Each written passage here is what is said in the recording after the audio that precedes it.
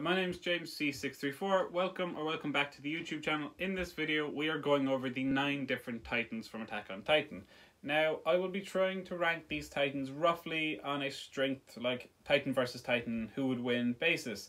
Now obviously this is a bit biased because it's my opinion, and it's also kind of hard to do due to the fact that the shifter, the Titan shift at the time will make a difference, so we're not going to account for them. We're just counting for the Titan and their powers. We're going to cover the number 9 spot first, who is the Card Titan. Now, let's get into a bit of history of the Card Titan first, which is an interesting history. All of the Titans come from Yamir Fritz, who was the very first Titan. After she died, this created the 9 Titans. And each one of them has a different ability, obviously. Now, after several hundred years passed after her death, the Eldian royal families had control of the 9 Titans. And they were fighting against other countries for power, also internally. Now, what happened was Karl Fritz, the 143rd king of the Fritz family, he wasn't happy with this, so he left and he went to Paradise Island, which where most of the show takes place. And what happened is the Merlians, not the Eldians, the Merlians, who were subject to the Eldians, seen this, that they were losing some of their power, and they decided that this was the perfect time to revolt and strike back against the Eldians. So the Merlians were fighting against the royal families who had control of the Titans. Now, on the Merlian side, they actually had the Thybird family.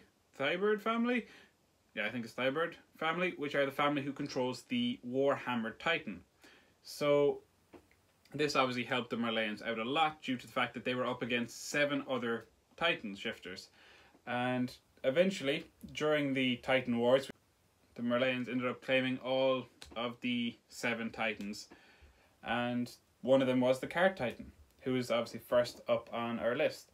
So the Card Titan is currently being used by Peak.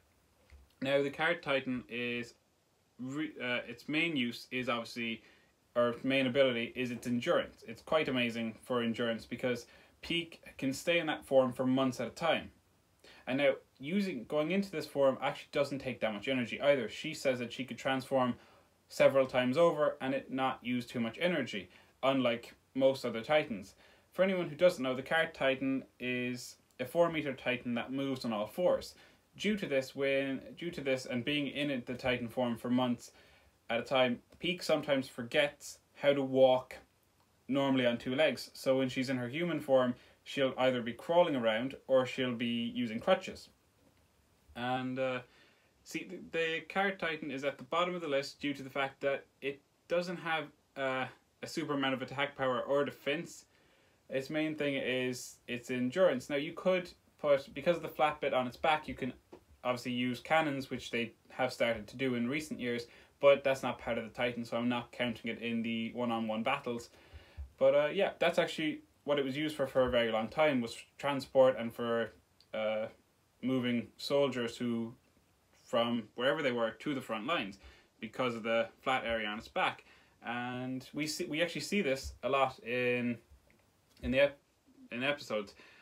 The Card Titan, I think one of the most interesting things is it's actually the 2nd fastest Titan, and its speed caught Levi and Hanji off of guard when the first time they seen it, which I think is very impressive considering if you've watched the show, you know who those characters are, and for them to be caught off guard by anyone, it's very impressive. That's pretty much all I have to say about the Card Titan. Now we're going to move on to number 8 on the list. The Armored Titan. Yes, the Armored Titan. I know. It's number 8 due to the fact that its main thing is its armor. But a lot of other Titans can also harden. So it's not really that great because its hardening can be broken if another Titan hardens as well. Its fists or anything and hits it. Now, the way Reiner does it is he forms plates of armor, but he doesn't protect his joints, which other Titan shifters who've used the Armored Titan in the past actually have done this. Some of them don't even use plates. They use like mini circles or mini balls of armor, which end up acting more like chainmail than anything else, rather than the plates that Reiner uses. Now, for this, they're obviously covering their joints, but some have actually made helmets. They've made helmets out of the armor. And so here's two different versions of the armor Titan that I was talking about. I couldn't find one with the helmet. Yes, they can make as much armor as they need, but it slows them down, which is obviously not great if you're fighting. You can lose your armor then to become even faster, but then you're a regular Titan, which is why he is so low on the list. Yeah, that's pretty much all there is to him. Hang on, I just realised I'm not wearing the right thing. Give me 1 second, I have something. I'm back. I felt like the hoodie was appropriate for the video, because obviously Attack on Titan, the Scouts Regiment, Attack on Titan video. But yeah, basically, where was I? Oh yeah, number 7 on the Titan list. For me, I am going with the Jaw Titan. Now, I'm going with the Jaw Titan because we've seen a few different versions. We've seen Marcel's Titan, Jaw Titan. Well, we only see him really in the manga. We see Marcel's Jaw Titan, we see Yamir's Jaw Titan, and we also see Porco's Jaw Titan. Now, Porco's Jaw Titan is the strongest out of the Jaw Titans, and I'm going to be honest, if it was just his Jaw Titan that we've seen, I would actually put him at number 6. But because of this, because of all the different versions, he's at number 7. But basically, the Jaw Titan is, well, it has a hardened jaw that's strong enough to deflect bullets, and it's actually the fastest Titan. Yamir's Titan didn't show what the Jaw Titan was properly. Now, we first start off by seeing Marcel, Annie, Bartholz, the guy who is safe from the Death Note, and Reiner heading to Paradise Island, and they come across Yamir. Yamir goes to eat Bartholz, but Marcel pushes him out of the way, and this is actually why Titans eat people, looking for a Titan shifter so that they can revert back to their human selves. So if you didn't know that, there you go. That's why Titans eat people. They're looking for a Titan shifter. So she got very lucky. Not only did she find 1, she found 4, but obviously she only got the abilities of 1. She got the Jaw Titan. Now, her Jaw Titan wasn't super amazing like it should have been. It didn't really have its hardened jaw like the rest do. It did have quite a bit of speed, and obviously it is the same 4 meter tall like the Cart Titan, but that's the same as the other two. Although hers was actually a bit smaller than 4 meters, but once again, hers wasn't really up to the normal standard. Porco's one is actually the strongest because of the claws. The claws are also hardened claws, which don't exist for Marcel's Titan, which we see in the manga, like I've already said. But yeah, that's pretty much all there is to him, just a really strong jaw. Now, the reason he's so far down on the list as well is because he's really fast and he's a really strong jaw, but he has basically no defense, can't really harden anything else, and obviously he's basically a nutcracker. Like, if you catch him, he's defenseless, as we've seen from Aaron Yeager using him as a nutcracker. Now, number 6 on my list is, ironically, the Attack Titan, speaking of Aaron Yeager. Now, I have him so far down on the list because we're not looking at Aaron Yeager's Attack Titan. Aaron Yeager's Attack Titan is a bad example of the Attack Titan due to the fact that he has abilities from the Armor Titan and from the Founding Titan. But yeah, we're just going with the Attack Titan, who is pretty much a regular 15 meter Titan that is ripped, extremely jacked, and pretty much a bit faster and stronger than your average Titan. But the only other, his ability is to see into the future and the past. The way this future ability works is actually, it's a bit like seeing into the past. You only get waves of memories, but you can't control what you see. Now, a good example of this is he gets to the place Ymir is from the visions. He sees this, he knows he's going to get there, but he doesn't know that Ymir wouldn't listen to him because he doesn't have clairvoyance over it, unlike the Founding Titan. So he's pretty much just a regular Titan. Just he gets a chance to glimpse the future, but he can't control it. So that's why he's so far down on the list. Next up, we're going to go number 5, the Female Titan. Now, the Female Titan is the only one that's named doesn't refer to their abilities. Like, all of the rest refer to their abilities slightly. The Female Titan does not. I think it was literally just, she looks like a woman, there you go. Like, we don't know whether only women can get the Female Titan. There's so many questions around this that we don't know. And the actual Female Titan's abilities is sort of adaptation, aka absorption. What this means is she takes a tiny chunk of a Titan shifter there, she can gain their abilities. Let's say if she ate one finger from the Armored Titan, she would have the ability to harden. She took one finger from the Jaw Titan. She would probably get hardened claws. Now this is a chance, but because like the rest of them, this was a Titan that was given to, well, not given to, but Marley acquired and kept onto. So what actually happened was they did a lot of experiments with Annie and the female Titan, and that's why she has the scream ability, because that's actually an ability from the Beast Titan to scream and attract pure, 100% pure Titans to your location. Now, she has no control over these Titans, which is why you see when they get there, they attack her. But this is actually an ability coming from the Beast Titan, which she has gained due to absorption. And there's also the fact that she can harden due to borrowing Reiner's ability. Well, taking a chunk of Reiner's Titan.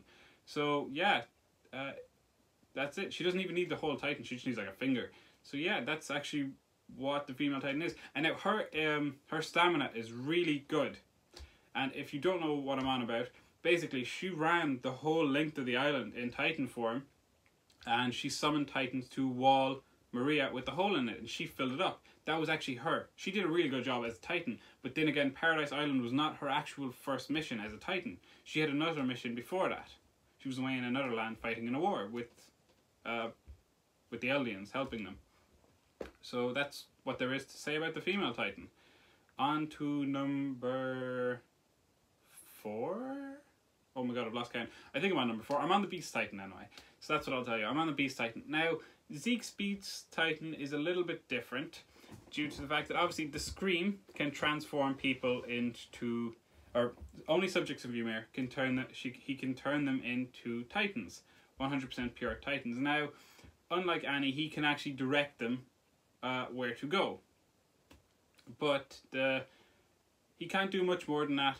But I'm actually not sure, is this due to the fact that he has the royal blood or not, that he's able to direct them. Now, they have used this ability a lot of times in war by dropping a bunch of people who have Zeke's spinal fluid, and then he does his scream, transforming them into brand new Titans, and he directs them where to go.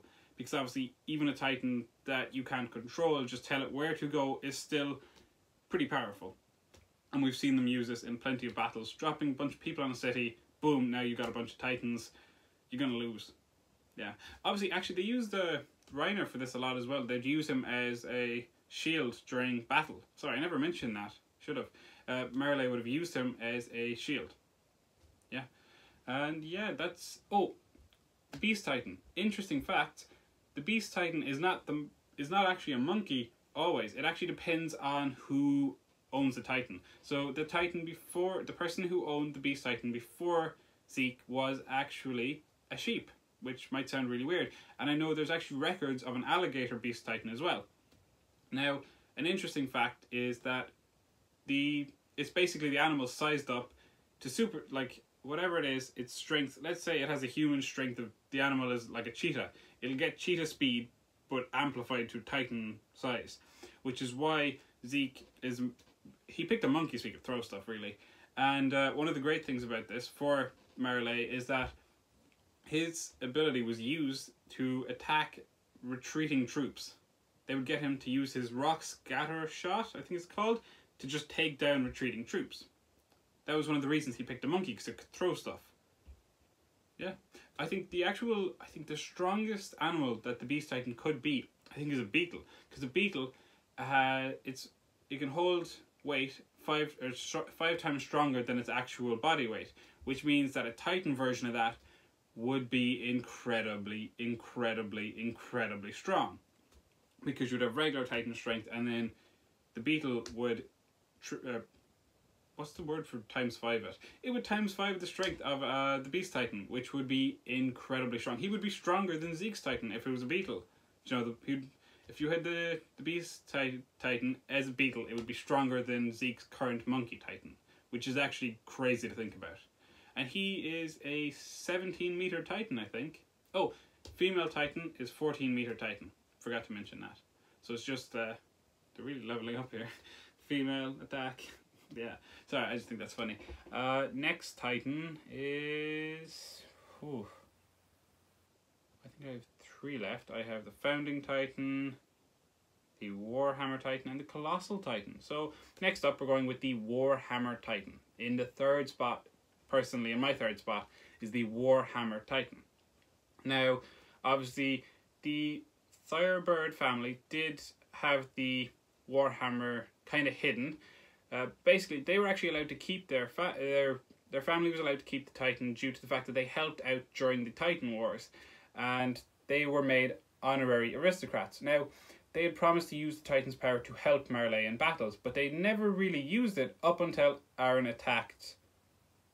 That was it. Up until Aaron attacked, it was never actually used again since the Titan Wars, and this was due to the fact that it was only higher up Marleyans and the actual family themselves that knew who held the Titan. It was a very well kept secret because obviously they didn't want anyone to retake the Titan.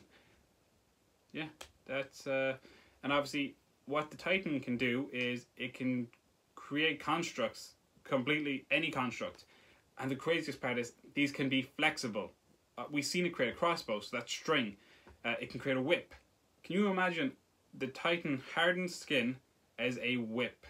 The amount of damage that that could do is absolutely incredible. Like, it can do swords, axes, shields. It can create spikes to lift a 15-meter Titan off the ground. Obviously, we've seen this, so yeah. And it can crystallize its body just like the female Titan. Now, unlike the female Titan, the user of the Warhammer Titan can actually see through the Titan. It's sort of like a sentience, not exactly, but it is.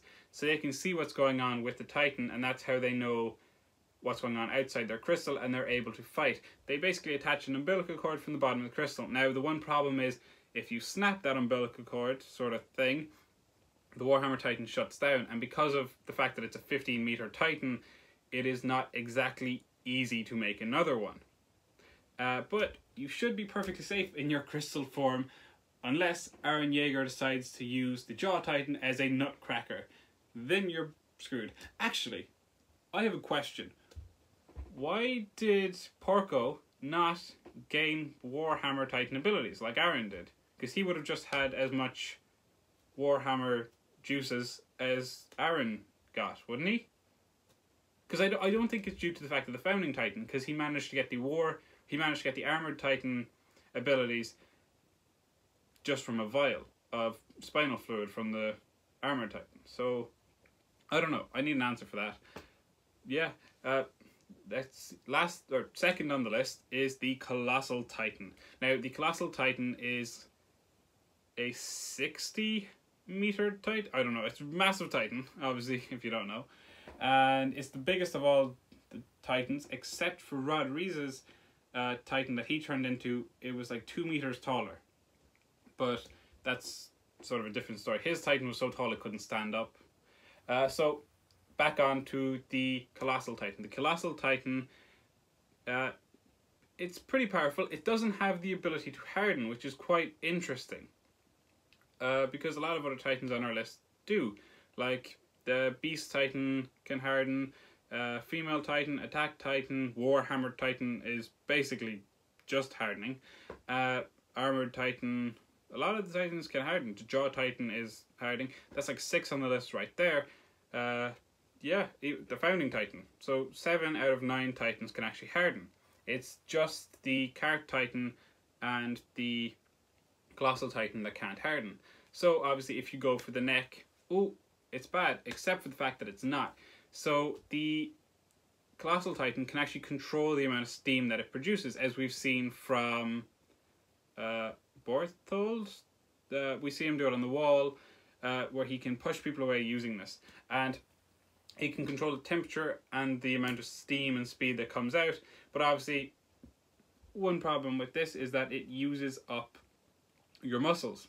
And if you have somebody like Armin, who decided to get a tan, sorry, I shouldn't have said that. But basically, if you have someone like Armin who's really determined and who's going to go for you no matter what, and still does it, so you have to continue to use all of your steam up, and you use all your muscles, you can't reuse the Titan. You can't go back into your Titan form. So it's a one-time use per day, which is obviously not great for the user, especially if you're in a pinch. One other thing is that its transformation is basically a nuke.